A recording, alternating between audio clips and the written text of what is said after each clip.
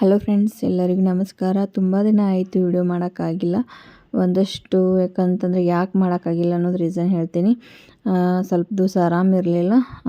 ಸ್ವಲ್ಪ back pain ತ್ರಾಸಾಗಿತ್ತು. ಅದಕ್ಕೆ ಜಾಸ್ತಿ ಸ್ಟಿಚಿಂಗ್ ಮಾಡೋ ಹಾಗಿರಲಿಲ್ಲ. ಅದಕ್ಕೆ ಒಂದಷ್ಟು ರೆಸ್ಟ್ ಹೇಳಿದರೆ ನಾನು ರೆಸ್ಟ್ ಮಾಡಿಕೊಂಡೆ. ಆಮೇಲೆ ಇವಾಗ ಮದುವೆ ಸೀಸನ್ ಇರೋದ್ರಿಂದ ಇವಾಗ ಏನೈತಲ್ಲ ಫ್ರಾಕ್ಗಳು ಒಂದಷ್ಟು ನನ್ನ ಕಡೆ ಏನೇನು ಕಲೆಕ್ಷನ್ ಇದೆ ಅಂತೇಳಿ ತೋರಿಸ್ತಾ ಇದ್ದೀನಿ. ಹಾಗೆ ಮೆಟರ್ನಿಟಿ ಶೂಟಿಗೆ, ಪ್ರೀ ವೆಡ್ಡಿಂಗ್ ಶೂಟಿಗೆ ಸ್ಟಿಚಿಂಗ್ ಮಾಡಿದ್ದೀನಿ ಫ್ರಾಕ್ಗಳದು ಎಲ್ಲನೂ ತೋರಿಸ್ತಾ ಇರೋದು. ನೋಡಿರಿ ಹೆಂಗೆ ಬಂದಾವ ಅಂತೇಳಿ ಕಮೆಂಟ್ ಬಾಕ್ಸಲ್ಲಿ ಕಮೆಂಟನ್ನು ಮಾಡಿ. ಹಾಗೆ ಒಂದೊಂದು ಅಂದರೆ ಇವಾಗ ಎಷ್ಟು ನನ್ನ ಕಡೆ ಇವಾಗ ಸದ್ಯಕ್ಕೆ ಕಲೆಕ್ಷನ್ ಅಂದರೆ ಇವಾಗ ಒಂದಷ್ಟು ಪ್ರೀ ವೆಡ್ಡಿಂಗ್ ಓದಿದ್ದಾರೆ. ಅದಕ್ಕೆ ಜಾಸ್ತಿ ಒಮ್ಮೆ ಇದ್ದಾಗನೇ ವಿಡಿಯೋ ಮಾಡೋಕ್ಕಂತ ಮಾಡಬೇಕಂದ್ರೆ ಆಗಲೇ ಇಲ್ಲ. ಮಾಡಬೇಕಂದ್ರೆ ಆಗಲೇ ಇಲ್ಲ.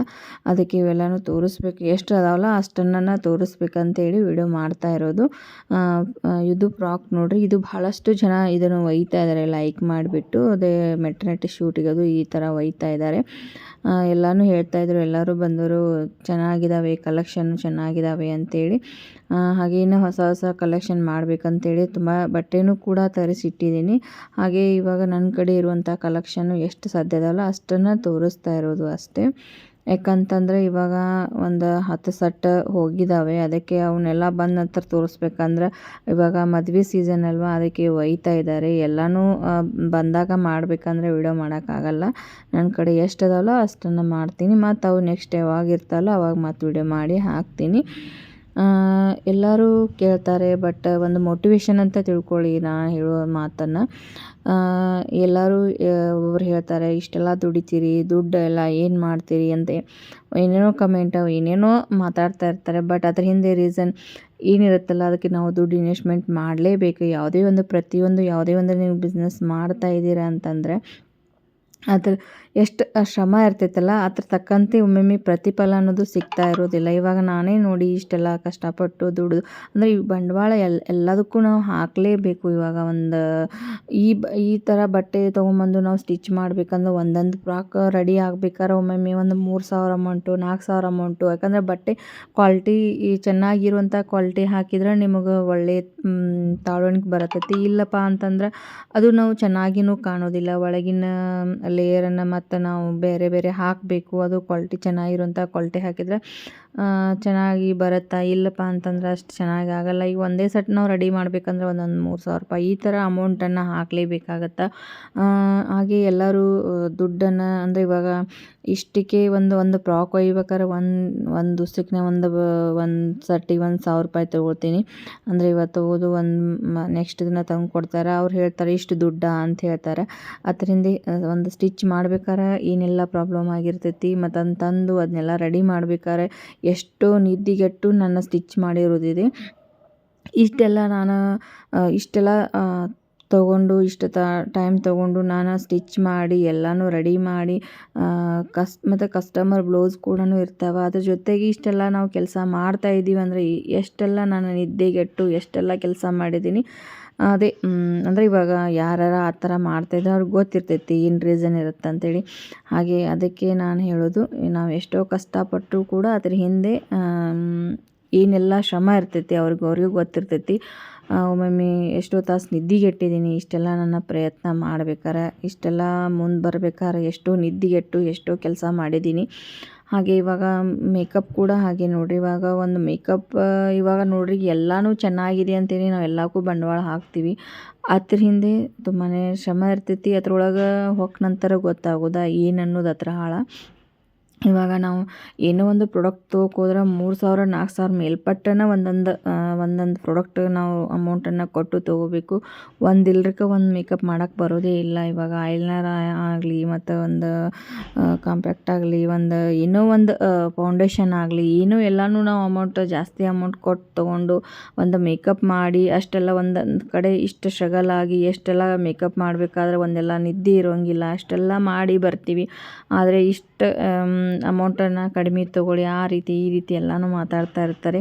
ಸೊ ಇವಾಗ ಏನೋ ಮಾಡಿದ್ರಿ, ನಿಮ್ದು ಏನೋ ಒಂದು ನೀವು ಬಿಸ್ನೆಸ್ ಮಾಡ್ತಾ ಇದ್ದೀರಂದ್ರೆ ಅದ್ರೊಳಗೆ ಚೆನ್ನಾಗಿ ಅರ್ನಿಂಗ್ಸ್ ಆಗ್ತಾಯಿದೆ ಅಂದರೆ ಅದನ್ನ ಕಂಟಿನ್ಯೂ ಮಾಡ್ಕೊತ ಹೋಗಿ.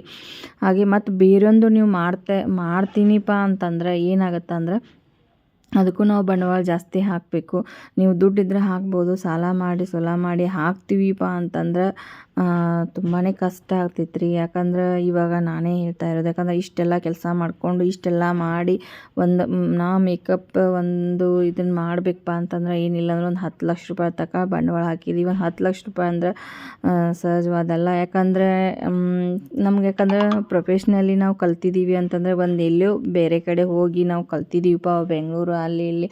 ಇವಾಗ ನಾವು ಮಾಸ್ಟರ್ ಕ್ಲಾಸು ಮಾಡ್ತಾ ಇರ್ತೀವಿ, ಅಲ್ಲೆಲ್ಲ ಬೇರೆ ಬೇರೆ ಮತ್ತು ಪ್ರಾಡಕ್ಟ್ ಹೇಳ್ತಾರೆ. ಹೌದು ನೋಡೋಣ, ಇದು ಹೆಂಗೆ ಪ್ರಾಡಕ್ಟ್, ಇದು ಯಾವ್ದು ಥರ ರಿಸಲ್ಟ್ ಬರುತ್ತೆ ಎಲ್ಲನೂ ನಾವು ನೋಡಿಕೊಂಡು ಎಲ್ಲನೂ ತೊಗೊಂಡು ಎಲ್ಲನೂ ಮಾಡಬೇಕಪ್ಪ ಅಂತಂದ್ರೆ ತುಂಬಾ ಶ್ರಮ ಐತಿ. ಒಮ್ಮೆ ಕಲಿತು ನೀವು ಮೇಕಪ್ ಆರ್ಟಿಸ್ಟ್ ಆಗ್ತೀನಿ ಅಂದ್ರೆ ಆಗಲಿಕ್ಕೆ ಸಾಧ್ಯ ಇಲ್ಲ. ಒಮ್ಮೊಮ್ಮೆ ತುಂಬಾ ಪ್ರಾಬ್ಲಮ್ ಆಗ್ತೈತಿ ಒಂದೊಂದು ಮೇಕಪ್ಪಲ್ಲಿ ಹೋದಾಗ. ಯಾಕಂದರೆ ನನ್ನ ಅನುಭವ ಹೇಳ್ತಾ ಇದ್ದೀನಿ. ಇವಾಗ 2 ವರ್ಷದಲ್ಲಿ ಏನೇನು ಆಗಿದೆ ಅಂತ ಹೇಳ್ತಾ ಇರೋದು ನಾನು ನಿಮಗೆ. ತುಂಬಾ ಪ್ರಾಬ್ಲಮ್ ಅಂದರೆ ಇವಾಗ ಒಂದೊಂದು ಕಡೆ ಇರುವಂಥ ವ್ಯವಸ್ಥೆ ಇರೋಂಗಿಲ್ಲ. ಒಂದೊಂದು ಕಡೆ ಅಂದ್ರೆ ಇವಾಗ ನಾವು ಏನೋ ಮೇಕಪ್ ಮಾಡಿದರೂ ಕೂಡ ಒಮ್ಮೊಮ್ಮೆ ಸ್ಕಿನ್ ಕೇರ್ ಮಾಡ್ಕೊಂಡಿರೋದಿಲ್ಲ. ಈಗ ನಾವು ಏನೋ ಮಾಡಿದರೂ ಕೂಡ ಒಮ್ಮೊಮ್ಮೆ ರಿಸಲ್ಟ್ ಒಮ್ಮೊಮ್ಮೆ ಚೆನ್ನಾಗಿ ಬರುವುದಿಲ್ಲ. ನಾವು ಎಷ್ಟೋ ದೊಡ್ಡ ಹೆಚ್ಚಿನ ಅಮೌಂಟ್ ಹಾಕಿ ಮಾಡಿದ್ರೂ ಕೂಡ ಅಷ್ಟು ಚೆನ್ನಾಗಿ ಬರ್ತಾ ಇರೋದಿಲ್ಲ. ಇವಾಗ ನೋಡಿ ಇಷ್ಟೆಲ್ಲ ಡ್ರೆಸ್ ಸ್ಟಿಚಿಂಗ್ ಮಾಡಿ ಇಷ್ಟೆಲ್ಲ ನಾನು ಮಾಡ್ಬೇಕಾರೆ ಎಷ್ಟೆಲ್ಲ ಶ್ರಮ ಪಟ್ಟಿದ್ದೀನಿ. ಅದನ್ನು ನೋಡಲಿಕ್ಕೆ ಅಷ್ಟು ಚೆನ್ನಾಗಿರ್ತೈತಿ. ಇದ್ರ ಹಿಂದೆ ತುಂಬಾ ಶ್ರಮ ಇರ್ತೈತಿ.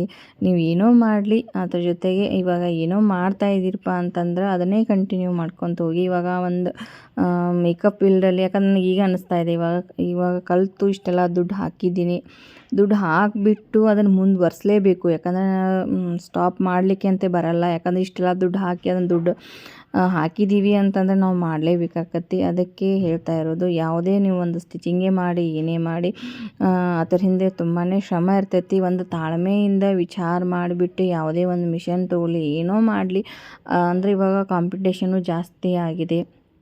ಇವಾಗ ನಮ್ಮ ಜೊತೆನೇ ಅಂದರೆ ಇವಾಗ ಏನು ಒಬ್ಬೊಬ್ಬರು ಬಂದಿರ್ತಾರೆ ಇವಾಗ ಮಾಸ್ಟರ್ ಕ್ಲಾಸ್ ಅಂದರೆ ಇವಾಗ ಒಮ್ಮೊಮ್ಮೆ ಬೆಂಗ್ಳೂರಿಗೆ ಹೋಗಿರ್ತೀವಿ, ಒಮ್ಮೊಮ್ಮೆ ಇವಾಗ ಕ್ಲಾಸ್ಗಳು ನೋಡಿ ಇವಾಗ ಡಿಸೆಂಬರ್ದಾಗ ಅಂತಂದರೆ ಇವಾಗ ಸ್ವಲ್ಪ ದಿವಸ ಸರಿ ಇರಲ್ಲ ಅಂತೇಳಿ ಒಂದೊಂದು ಮಾಸ್ಟರ್ ಕ್ಲಾಸು ಅಟೆಂಡ್ ಆಗಬೇಕಾಗತ್ತೆ. ನಾವು ಒಂದೇ ಕಡೆ ಅಂದರೆ ಒಂದೇ ರೀತಿಯಾಗಿ ಆಗಿರೋದಿಲ್ಲ. ಒಂದೇ ಕಡೆ ಅಂತಂದರೆ ಎಷ್ಟು ಕಲ್ತ್ರೂ ನಾವು ವಿದ್ಯೆ ಕಡಿಮೆನೇ ಇದ್ರೊಳಗೆ ಮೇಕಪ್ ಫೀಲ್ಡ್ ಒಳಗೆ. ಅದಕ್ಕೆ ಹೇಳ್ತಾ ಇರೋದು, ಯಾವುದೇ ಒಂದು ನೀವು ಮಾಡಿ ಅದ್ರ ಜೊತೆಗೆ ಅಂದರೆ ಎಲ್ಲ ಸ್ವಲ್ಪ ವಿಚಾರ ಮಾಡಿ ಅಂತ ಹೇಳ್ತಾ ಇರೋದು ಅಷ್ಟೇ ಫ್ರೆಂಡ್ಸ್. ಅಂದರೆ ಇವಾಗ ನಂದು ಇದು ಸ್ಟಿಚಿಂಗ್ ಅಂದರೆ ಇವಾಗ ಎಷ್ಟು ಅಮೌಂಟನ್ನು ಹಾಕಿದ್ದೀನಿ ಅಂತೇಳಿ ಪಾರ್ಲರ್ ಆಯ್ತು, ಹಾಗೆ ಇವಾಗ ಸ್ಟಿಚಿಂಗ್ ಅಂದರೆ ಇವಾಗ ಮೇಲ್ಗಡೆ ಸ್ಟಿಚಿಂಗ್ ಎಲ್ಲನೂ ಮಾಡ್ತೀನಿ. ಮೇಲ್ಗಡೆ ಒಂದು ರೂಮ್ ಇದೆಯಲ್ಲ ಅಲ್ಲೆಲ್ಲನೂ ಸ್ಟಿಚಿಂಗ್ ಸಲುವಾಗಿ ಇಟ್ಕೊಂಡಿದ್ದೀನಿ. ಇದು ಪಾರ್ಲರ್ ಸಲುವಾಗಿ ಎಲ್ಲನೂ ರೆಡಿ ಮಾಡ್ಕೊಂಡಿದ್ದೀನಿ. ಅದಕ್ಕೆ ನನಗೆ ಇಷ್ಟೆಲ್ಲನೂ ಅಂದರೆ ಇವಾಗ ಒಂದು ಜ್ಯುವೆಲ್ರಿ ಆಯಿತು, ಒಂದು ಮೇಕಪ್ ಪ್ರಾಡಕ್ಟ್ ಆಯಿತು, ಎಲ್ಲ ಬರೀ ಪ್ರಾಡಕ್ಟ್ ಅಷ್ಟೇ. ಒಂದು ಮೇಕಪ್ ಪ್ರಾಡಕ್ಟ್, ಜ್ಯುವೆಲ್ರಿ ಎಲ್ಲ ಕೂಡ ಒಂದು 10 ಲಕ್ಷದ ಮಟ್ಟ ಬಂದಿದೆ ಫ್ರೆಂಡ್ಸ್. ಅದು ಕಲೀಲಿಕ್ಕೆ ಬಿಟ್ಟು ಕೂಡ ಹೇಳ್ತಾ ಇರೋದು ನಾನು ನಿಮಗೆ.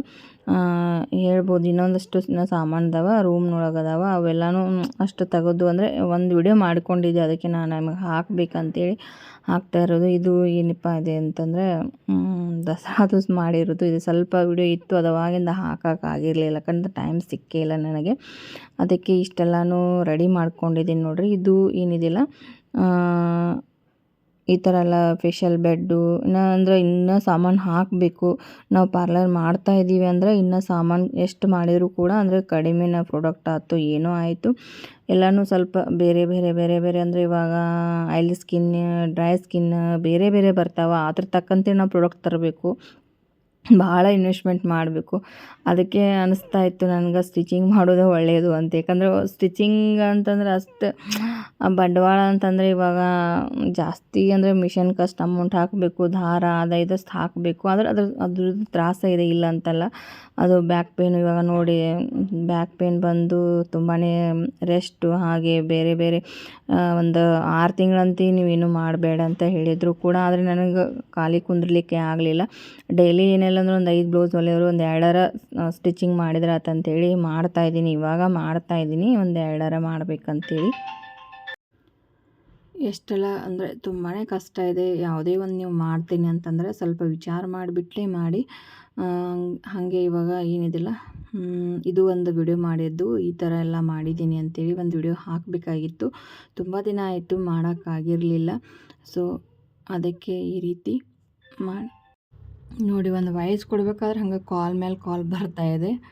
ಏನೂ ಮಾಡೋಕ್ಕಾಗಂಗಿಲ್ಲ. ಯಾಕಂದರೆ ಕಸ್ಟಮರಿಗೂ ನಾವು ಇದು ಮಾಡಲೇಬೇಕು. ಯಾಕಂದರೆ ಫೋನ್ ಹಚ್ಚಿದ ಕೂಡಲೇ ಫೋನ್ ಎತ್ತಲಿಲ್ಲ ಅಂದ್ರೂ ಅವ್ರಿಗೂ ಸಿಟ್ಟಾಗತ್ತೆ, ಕಸ್ಟಮರ್ಗೂ ಕೂಡ. ಅದಕ್ಕೆ ಹಾಗೆ ಈ ಥರ ಎಲ್ಲನೂ ರೆಡಿ ಮಾಡ್ಕೊಂಡಿದ್ದೀನಿ ನೋಡಿರಿ. ನಂದು ಪಾರ್ಲರನ್ನು ಈ ಥರ ರೆಡಿ ಮಾಡ್ಕೊಂಡಿದ್ದೀನಿ. ಹಾಗೆ ಪ್ರೀ ವೆಡ್ಡಿಂಗ್ ಡ್ರೆಸ್ ಹಾಕಲಿಕ್ಕೆ ಈ ಥರ ಎಲ್ಲನೂ ಮಾಡ್ಕೊಂಡಿದ್ದೀನಿ. ಸ್ವಲ್ಪ ಏನೋ ಚೆನ್ನಾಗಿರುವಂಗೆ ಮಾಡಬೇಕು. ಮುಂದೊಂದು ದಿನ ಏನೋ ಬೇರೆ ಬೇರೆ ಮಾಡಬೇಕಂತ ಅಂದ್ಕೊಂಡಿದ್ದೀನಿ.